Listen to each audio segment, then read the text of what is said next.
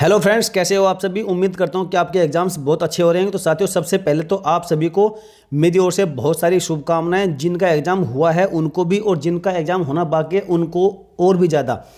क्योंकि साथियों, जिनका एग्ज़ाम अभी होना बाकी है उन्हें लगभग बहुत सारा हिंट पहले ही मिल चुका है कि किस प्रकार के क्वेश्चंस इस बार के एग्जाम्स में पूछे जा रहे हैं। और साथियों, काफ़ी ज़्यादा मात्रा में क्वेश्चंस बार बार रिपीट हो रहे हैं। तो इसलिए साथियों, जिनका भी एग्ज़ाम था 29 जून 2021 का उत्तर प्रदेश दरोगा का पहली पाली में, तो इस वीडियो में जितने भी हमें क्वेश्चंस अवेलेबल हो गए, लगभग 35-36 क्वेश्चन में मिल पाए हैं। तो सभी का पूरा डिटेलमेंट के साथ में पूरा एनालिसिस कर दिया गया है।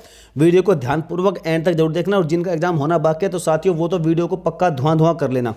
तो चलिए साथियों, नो टाइम वेस्टिंग, नो बकवास, सीधे क्लास। पहला क्वेश्चन जो आपसे पूछा गया था कि किन विषयों को राज्य सूची से समवर्ती सूची में शामिल किया गया है। तो साथियों देखिए, जो 42वां संविधान संशोधन अधिनियम हुआ था 1976 में, उसके अंतर्गत जो है 5 विषय थे जिनको राज्य सूची से समवर्ती सूची में शामिल किया गया था। अब वे 5 विषय कौन कौन से थे? पहला था शिक्षा, वन, नापतोल और वन्य जीव और पक्षियों का संरक्षण, और 5वां था आपका न्याय का प्रशासन। इन 5 विषयों को शामिल किया गया था किससे? राज्य सूची से समवर्ती सूची में। और संविधान संशोधन अधिनियम था 42वां संविधान संशोधन अधिनियम जो हुआ था 1976 में। याद रखिएगा, मोस्ट इंपोर्टेंट क्वेश्चन है ये। चलिए नेक्स्ट क्वेश्चन जो आपसे पूछा गया था कि किस केंद्र शासित प्रदेश की सर्वाधिक साक्षरता दर है। तो देखिए फ्रेंड, जो लक्षद्वीप है, लक्षद्वीप की सबसे अधिक साक्षरता दर है। और कितनी है? 92.28% है इसकी साक्षरता दर। जबकि बात करें कि सभी राज्यों के हिसाब से तो सबसे ज़्यादा साक्षरता रेट वाला राज्य है वो है आपका केरल। और भारत की बात करें, यदि भारत में साक्षरता दर पूछी जाए तो वह कितनी थी? तो फ्रेंड्स, वह है आपकी 74.04%। और सबसे कम साक्षरता वाला राज्य अर्थात सबसे कम पढ़ा लिखा राज्य कौन सा है आपका? 63.82%। और यहीं पर सबसे अधिक राजनीति होती है। तो आप समझ सकते हैं मेरा कहने का मतलब क्या है। चलिए नेक्स्ट क्वेश्चन जो आपसे पूछा गया था कि कौन सी भाषा संविधान की 8वीं अनुसूची में नहीं है। तो आपको 4 ऑप्शन लगभग मेरे हिसाब से यही दिए होंगे: कोंकणी, छत्तीसगढ़ी, सिंधी और तेलुगु। तो साथियों, इसका राइट आंसर है छत्तीसगढ़ी। अब कौन कौन सी 22 भाषाएं हैं 8वीं अनुसूची में, उनको जान लीजिएगा। मैंने पहले भी कई बार आपको रिपीट कराया है। असमी है, बंगाली है, बोडो, डोगरी, गुजराती, हिंदी यहाँ पर है, और कन्नड़, कश्मीरी, कोंकणी, मैथिली, मलयालम, मणिपुरी, मराठी, नेपाली, उड़िया, पंजाबी, संस्कृत, संथाली, सिंधी, तमिल, तेलुगु और उर्दू। ये सभी 22 भाषाएं हैं जिनका उल्लेख संविधान की 8वीं अनुसूची में किया गया है। और सबसे पहले बात करें, शुरू में संविधान में 14 भाषाएं थी, इनको शामिल किया गया था। उसके बाद में सिंधी को कब? 1976 में 21वें संविधान संशोधन के द्वारा जोड़ा गया। और कोंकणी, मणिपुरी और नेपाली, ये बहुत ज़्यादा पूछा जाता है कि कोंकणी, मणिपुरी और नेपाली, इन 3 भाषाओं को कब जोड़ा गया संविधान में और किस संशोधन अधिनियम के तहत जोड़ा गया।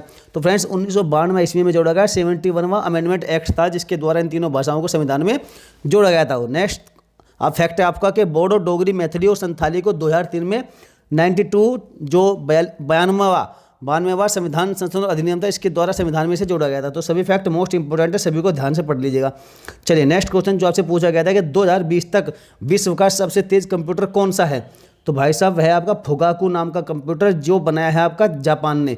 जापानी कंप्यूटर कौन सा? फुगाकू। और भारत की बात करें तो भारत का जो सबसे तेज सुपर कंप्यूटर है वह है आपका परम सिद्धि। और भारत का प्रथम सुपर कंप्यूटर कौन सा है? देखिए, क्वेश्चन दोनों अलग अलग हैं। भारत का पूछा जाए कि सबसे तेज सुपर कंप्यूटर कौन सा है, तो भाई साहब परम सिद्धि है। यदि भारत का सबसे जो पहला सुपर कंप्यूटर वो कौन सा था, वो परम 8000 था। और ये 1991 में विकसित हुआ था, 1991 में। और विश्व की बात करें तो विश्व का जो सबसे पहला सुपर कंप्यूटर है वो था CDC 6600। और इसको डिजाइन किसने किया था? तो ये था सैमूर क्रे ने इसको 1964 में डिजाइन किया था। चलिए नेक्स्ट क्वेश्चन, सभी फैक्ट मोस्ट इंपोर्टेंट है।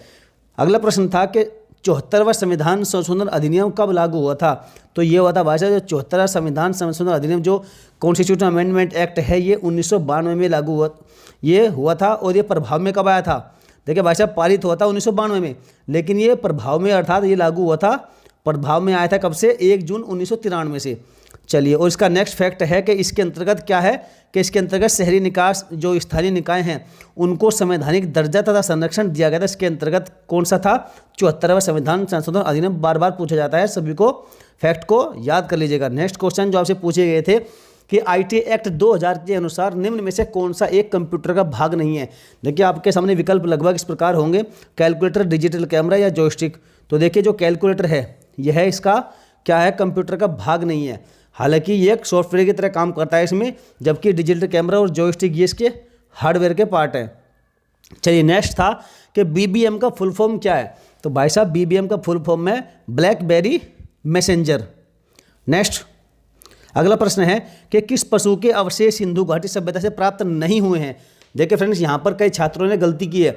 मुझे कई ने कमेंट करके बताया कि सर हमारा जल्दबाजी में गलत हो गया, समय कम था और हमने क्वेश्चंस को पढ़ने में ध्यान नहीं दिया और हमने जो है उसको जो प्राप्त नहीं हुए हैं को हमने प्राप्त हुए समझ लिया। तो भाई साहब ऐसी गलती बिल्कुल मत करिएगा। पहले प्रश्न को ध्यान से पढ़ना, विकल्पों को ध्यान से पढ़िएगा, उसके बाद ही राइट आंसर की ओर बढ़िएगा। तो विकल्प थे आपके सामने हाथी, घोड़ा, गेंडा, शेर।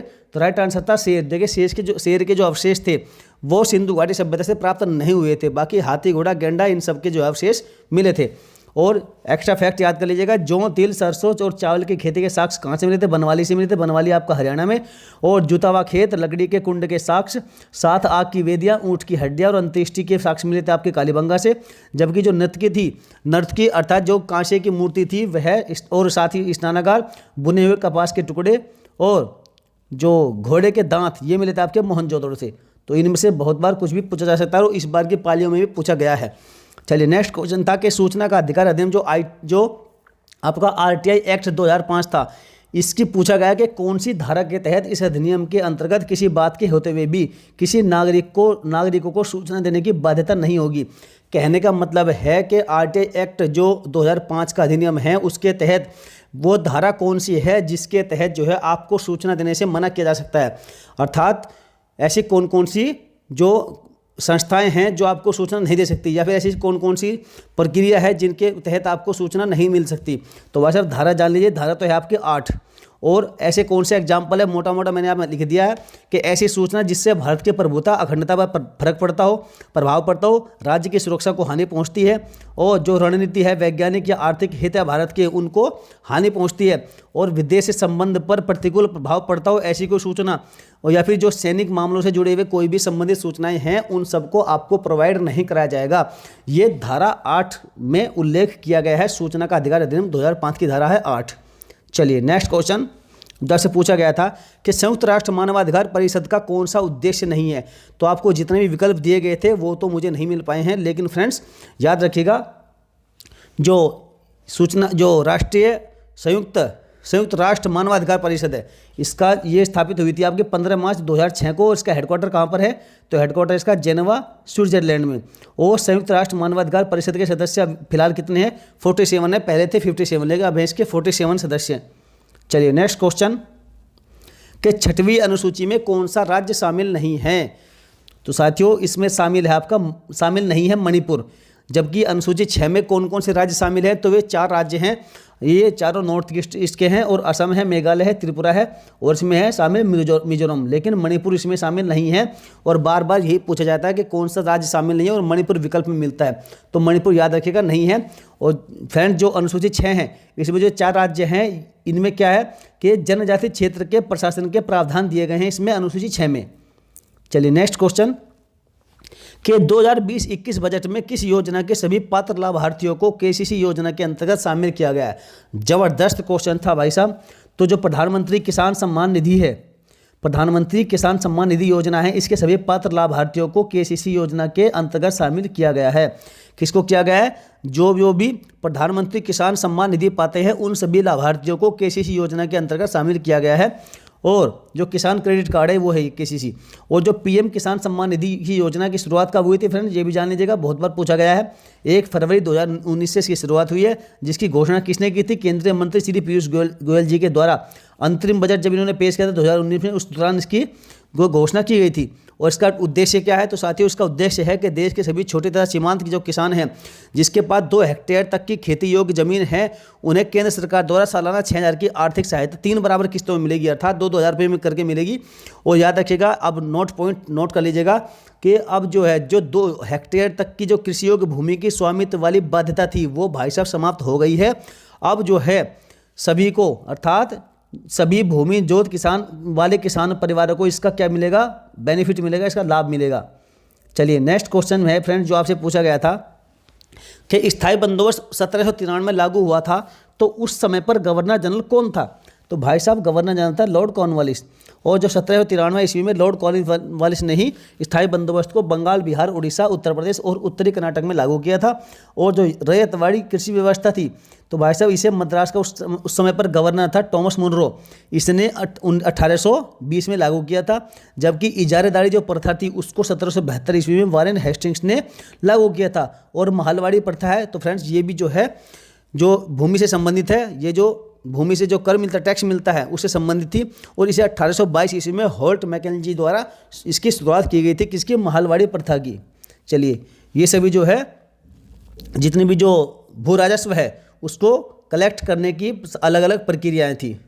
चलिए नेक्स्ट क्वेश्चन था कि पौधे में भोजन निर्माण का कार्य कहाँ होता है। तो भाई साहब पौधे में भोजन निर्माण का कार्य होता है पत्तियों में प्रकाश संश्लेषण के माध्यम से। और जो पौधे होते हैं वो अपनी पत्तियों में भोजन बनाते हैं। आपको मालूम है पत्तियों में क्लोरोफिल नाम का एक वर्णक होता है जो पत्तियों को हरा रंग देता है। और क्लोरोफिल क्या करता है, भोजन बना सकता है। जो पौधे कार्बन डाइऑक्साइड अर्थात CO2, पानी, पोषक तत्व और सूर्य के प्रकाश से ऊर्जा का उपयोग कर सकते हैं। इस प्रक्रिया को क्या कहते हैं, प्रकाश संश्लेषण, इस प्रक्रिया को कहते हैं। नेक्स्ट क्वेश्चन की ओर बढ़ते हैं फ्रेंड्स। अगला क्वेश्चन आपसे पूछा गया था कि पुर्तगाली गवर्नर और भारत में पुर्तगाली औपनिवेशिक साम्राज्य का वास्तविक संस्थापक कौन था। तो भाई साहब वह था आपका अल्फांसो द अल्बुकर्क।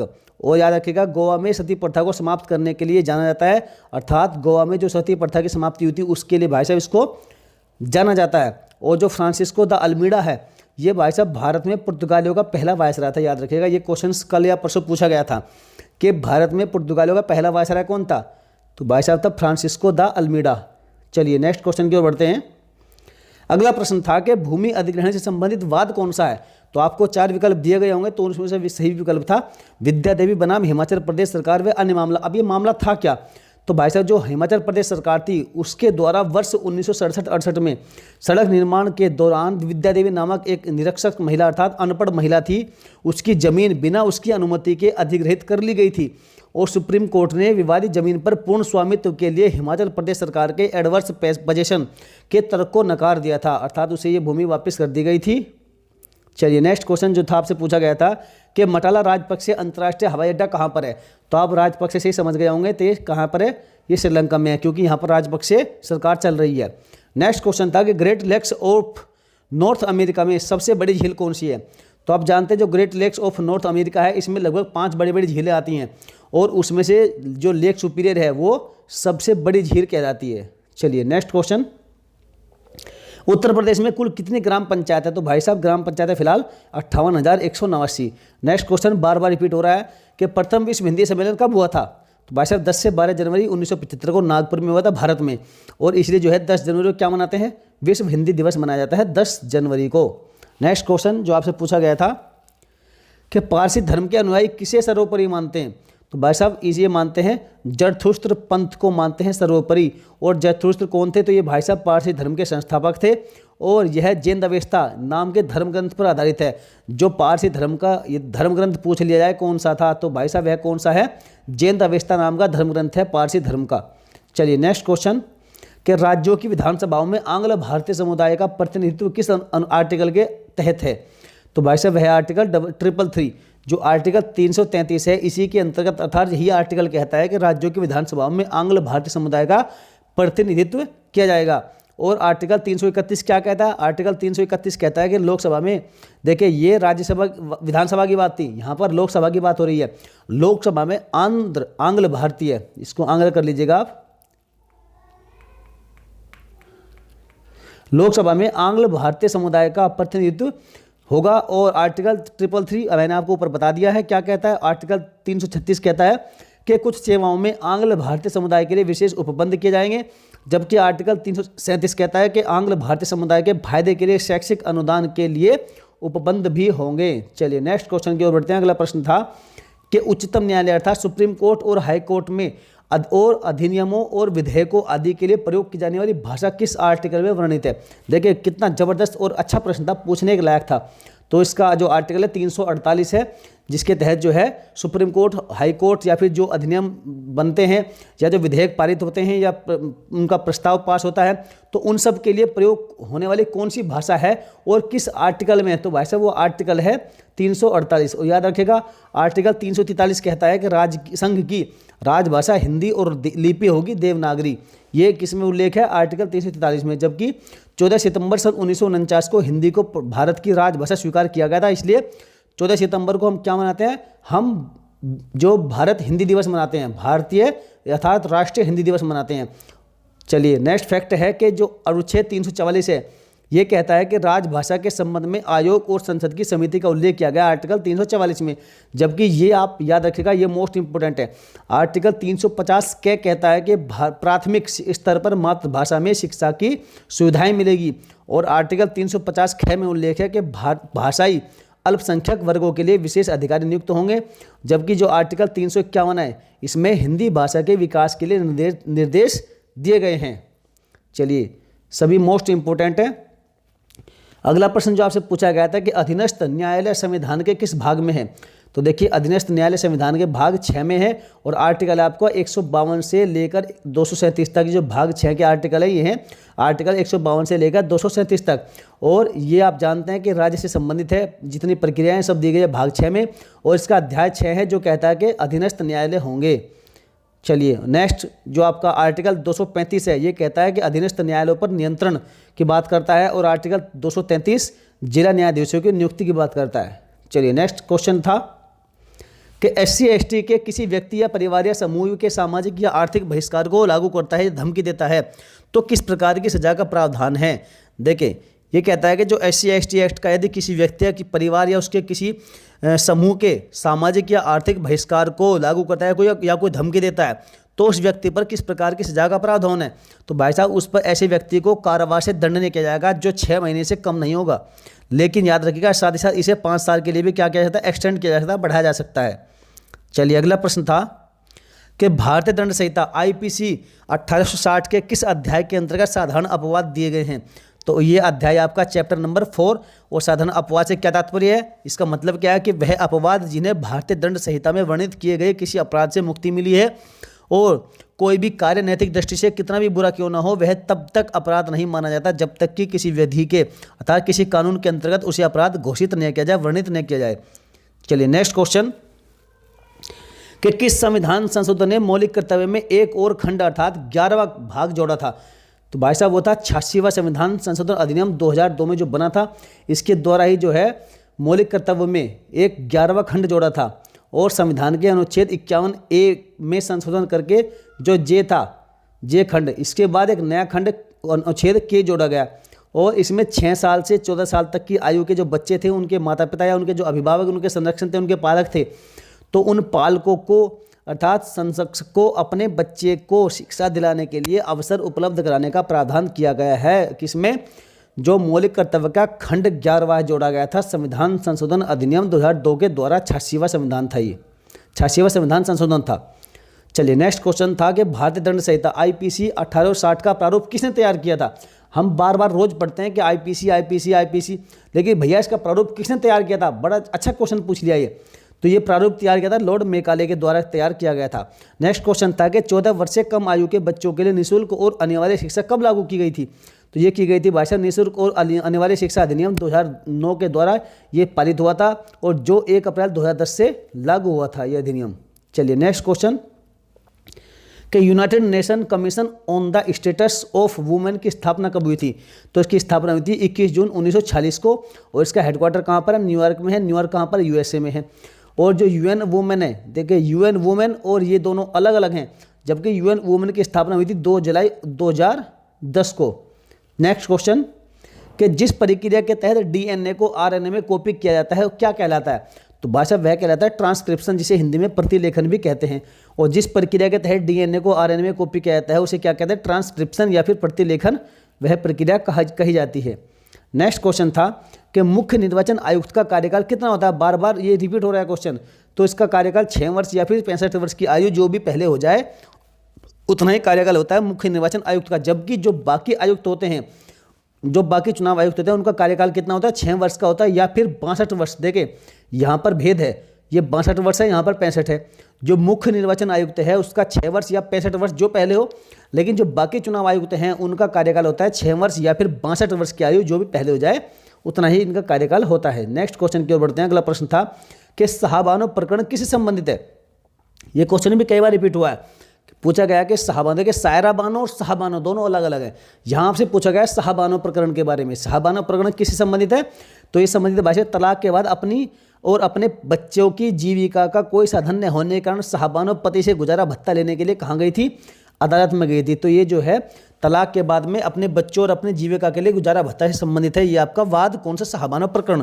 और याद रखिएगा न्यायालय ने निर्देश दिया था कि शाहबानो को निर्वाह योग्य अर्थात निर्वाह व्यय के समान जीविका दी जाए, उसे जो है जो गुजारा भत्ता वो दिया जाए।